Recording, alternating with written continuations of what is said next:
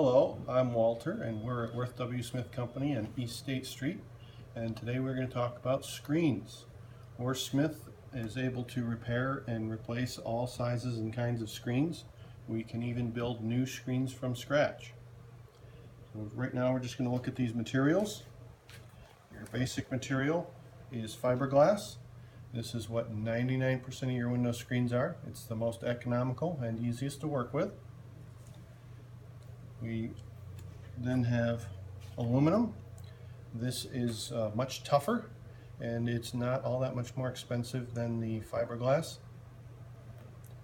And then for the pet owners out there, this is pet screen. This is cat claw proof and it will stop a medium to large size dog from going through your screen. So this is a premium product, but it's well worth the extra. We can repair any kind of damage to your screens.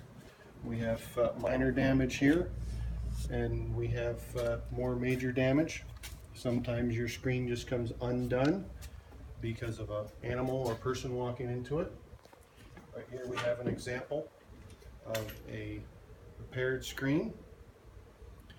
This particular one costs about $23 to replace.